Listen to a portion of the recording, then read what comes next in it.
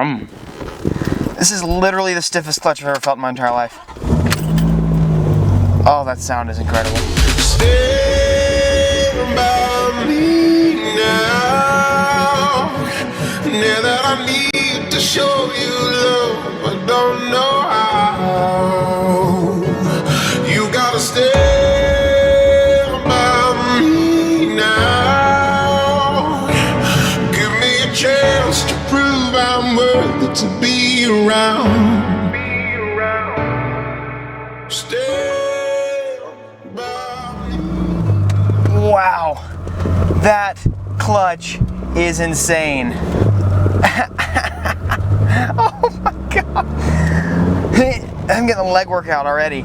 I feel like I'm driving a demon right now. This is, oh my gosh, that clutch is, I can't even.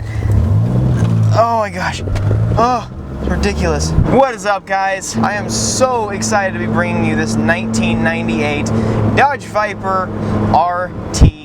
And technically speaking, the way that Chrysler Motors had this labeled, it is actually the first generation, but the second phase of the first generation. So the first generation, phase 2. This car, had this clutch is ridiculous. Had a few different options. Now in this year, all you had was the RT-10 or the GTS. The RT-10 had the removable top, and it didn't have the duckbill wing on the rear. So it looks a little bit different than you might be kind of expecting. I don't necessarily like the fact that it doesn't have the duckbill, but also the rear of the car, like you just have this like cutout, and the car just kind of stops. I still absolutely love the RT-10, but it's just odd to me because it almost feels like it's an incomplete look. And I hate saying that because I hate complaining about this car because this car is absolutely incredible.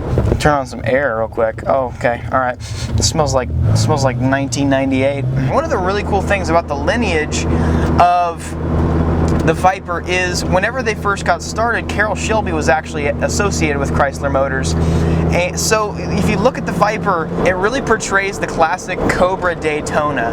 If you remember what those look like, these have a lot of the similar characteristics. I have always had just such a soft spot for Vipers in my heart since I was a little kid. I remember having I had a Hot Wheels toy of this car. This year, when this model came out, I was 5, I think, and I remember just going nuts over this car. And I had a toy of it, and I was just like, oh, this car is awesome. This car is equipped with an 8-liter V10. It's kind of funny looking back at these older cars and thinking that this 8-liter V10 makes 415 brake horsepower. It's crazy to think about. However, with the internet nowadays, and the thing that kind of sucks about the internet nowadays is there's so many horsepower numbers out there. People really underestimate how power is applied, and people underestimate a lot of other characteristics along with power. This 415 horsepower still feels so fast.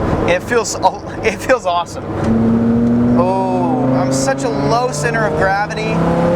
It's such a low center of gravity. Like it's like I feel like my butt's about to scrape the ground. It's really not that low though. Like I say that, it feels perfect. Like I feel like I'm in the exact right position. It's great. It's great. One of the craziest things and one of the really cool things about Vipers is like the way that you're placed in the car. You have a lot of car in front of you, and you are like, your butt is like right over the rear axle. This car is really odd. I mean, it's truly really, really odd because first off, it threw me off so much getting into the car because the seat belt. You'll notice the seat belt, I'm sitting on the left side of the car and the seat belt is going this way. It was the weirdest thing because I'm strapped in this way, and also something that's really cool about the first generation Vipers is it feels like you're angled like this way. It feels like your body is pointed left. Even though you're driving straight, it feels like you're like sitting like this. So everything's moved over to the left, and it feels like you're just kind of cocked to a different position. Super, super weird feeling. I love the classic bucket seats too. I mean, just from the way that like your back is sucked into the seats. Now, it's not as crazy as the newer gen Vipers, but like it's such an involving car in terms of the way that you sit, how small the steering wheel is and the steering wheel position itself, and from the way like everything's like centered around you. I mean, I feel like I'm in a car that is literally like, it's like, hey, we're here for you. This car's like, hey, I'm here for you, bud. I'm here for you. I got no head. I'm a short dude and I still got no headroom. Like it's just so tightly packed, and it's just awesome. Like I'm ready to go. I'm ready to go. I feel like I should be like driving in full tuck right now. Because my arms have to be like kind of like here, and I just have to, I'm gonna look under the steering wheel, because that's just the most efficient way to drive this car. Just full tuck. This car feels so driver-centered, driver-oriented, and classic. It is awesome. And then hold on, let's try 6th gear. Yep, I'm like 1,000 RPMs right now. That's not a good idea. This car's literally shaking. It's shaking. And this clutch. Oh my gosh. Here we go.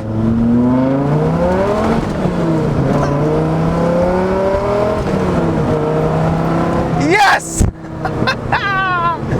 So this car, I mean, it's pretty basic. The crazy thing about Vipers is whenever they initially design them, now cars in the early 90s obviously weren't very technologically advanced yet. However, when they designed the Viper, even when designing the Viper, they thought in their brains, let's just make this even more bare bones than everything else that we have. So these cars, now this car actually has windows, and it has a little bit of technology in it, and that's kind of the big difference between the Phase 2 and the Phase 1. But literally, when the car initially came out, like they didn't even have windows. These cars were quite literally designed to have less technology than like the K cars. There's no traction control, no stability control, like there's pretty much no electronics. I mean, there's little to no electronics at all in this car. Chrysler Motors literally wanted to design a car that was a sports car, but they wanted to make it an extremely raw feeling car. And let me tell you what, they absolutely achieved that. When you're driving it, you feel like it's your car, and it's just, everything's placed extremely well. Once you get kind of used to the fact that you're kind of cocked this way, it becomes such an involving and such a fun car to drive. Oh, this classic, this is just awesome. These tires are a little old, so I'm not going to go really crazy in this car. Plus, I'm on a public street, so wow, I got a little bit of oversteer feedback right there. What the heck? These cars are known for being dangerous. From the power to weight ratio, I mean, this car weighs 3,400 pounds and makes 415 brake horsepower. Now, considering the weight distribution of this car, this car is just so weird to describe. It's not awkward, but it's so different, it's almost impossible. The torque, yes, I love the V10, man. Very, very cool. Very driver concentrated.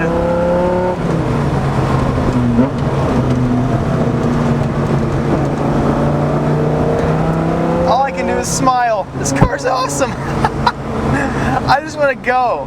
I just want to go fast. I sure do love Fig Newtons. I'm pretty childish and giddy right now. But you know what? Can you blame me? Once you get past the 90-pound clutch, it truly just becomes an easy car to operate, and it's so much fun. The seating position's a little weird, but it makes you feel like you're literally driving a race car, and that's exactly what they intended it to be. Oh my gosh, the car shakes so much whenever you're just sitting there idling. It's ridiculous. Oh, I feel like this car just, like on a track, I feel like this car would have so much just nosedive into a corner. It would almost be hard to handle, but like, I would just take this car on a track so badly. But I can't do that because it's got 30,000 miles. It's a 20-year-old car almost. I have waited to drive this car for a very long time. I mean, since I was a child, I wanted to drive this car, and it did not upset. It did not upset. I honestly wish I could be even more transparent with you guys in my experiences with these cars, but most of the time it's like when you get in cars like this, it's so hard to actually find the words you want to say because you're so excited. I love this car. Thank you guys so incredibly much for watching this review, and a huge thanks to Future Classic Motor Cars for yet again giving me an incredible car to take out. Thank you guys so incredibly much for watching. If you guys have not already hit that subscribe button, hit that subscribe button for more videos, and I will see you guys next video. Peace out.